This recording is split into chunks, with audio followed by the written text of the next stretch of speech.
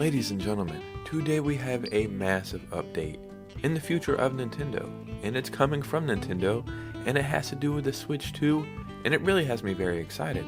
Then we also have some other news coming directly from Nintendo that is good, but bad, depending on how you look at it, and I find the timing for this to be very interesting, so let's just go and get right into this video.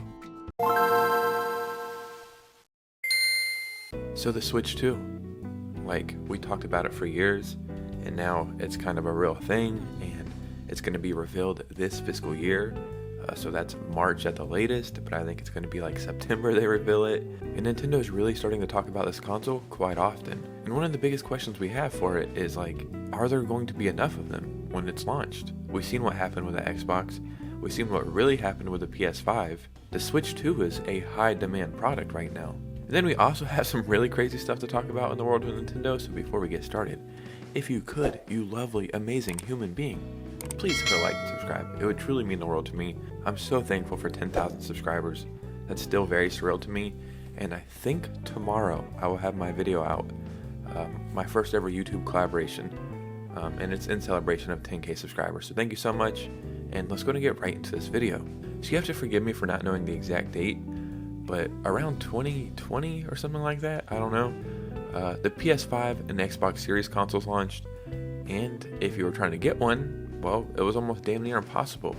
Pre-ordering was kind of insane for them, and then the number one issue we had, scalpers.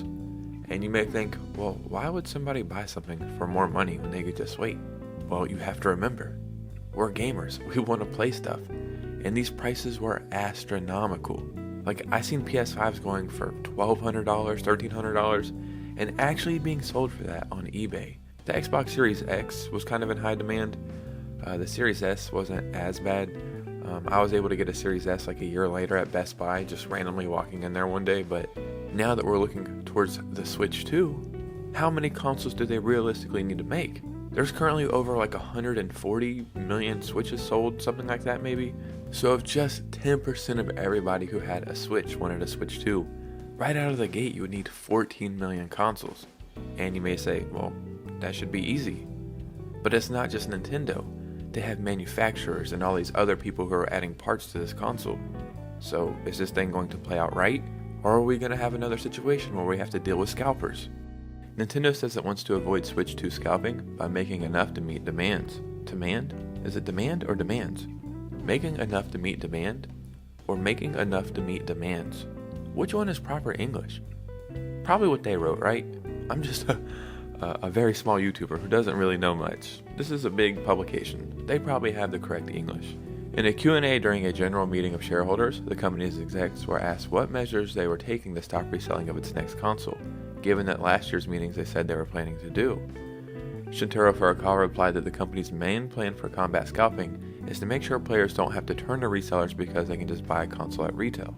Furukawa said that as a countermeasure against resale, Nintendo believes the most important thing to do is produce sufficient numbers to meet customer demand. In addition, the president said Nintendo is also considering whether it can take some other measures, taking into account the circumstances in each region. So I'm sure demand will be higher in some regions and then lower in other regions, like maybe Alaska or something, I don't know, I'm just making stuff up. But I'm sure more popular areas like LA and New York will get more consoles than I guess like some random town in the Midwest, you know what I mean? Furukawa also stated that semiconductor shortage that affected numerous companies' abilities to produce new hardware in recent years is no longer an issue. So I guess whatever that issue was that affected the PS5s and Xbox consoles is really no longer an issue anymore, which is great. Last year and the year before, we were unable to produce sufficient quantities of Nintendo Switch hardware due to a shortage of semiconductor components, but the situation has now been resolved. At present, we do not believe the shortage of components will have a significant impact on the production of the successor model. So this is just one article that I'm reading right here. I was reading another article that was basically breaking down the same shareholder meeting,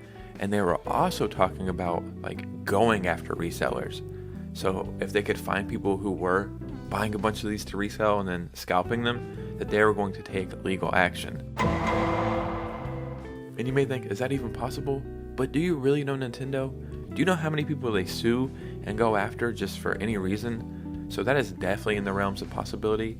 And they're doing exactly that for something else. And it's pretty major. So one of the big things in the world of Nintendo, I guess in the past month or two, was that MiG switch. I believe it was made in like Russia or something, and you could dump your Switch games onto this cartridge and then essentially create your own Switch ROMs. But even though you're using your own Switch games, it doesn't sound like it was very legal, and it was a very gray area. And people were kind of excited, and then some people thought that company was scamming people. Well, Nintendo was going after those people too, in a pretty big way. Nintendo of America suing 2 individuals, Modded Hardware and Arcbox, for copyright infringement. According to the suit, Modded Hardware sells MiG switch devices, console mods, services for modding, and often includes pirated games on device sold. And here's the actual complaint. So they went after them for quite a few different things. I wish I could get an actual date on this. These are just what somebody posted on Twitter. These people are going after them for one more thing. The other people got 6 things. These people got 7 complaints. So you won. These 2 lawsuits coincide with a MiG switch site going offline yesterday, and Yuzu Emu, which Nintendo took down a few months ago, share the same DNS record now.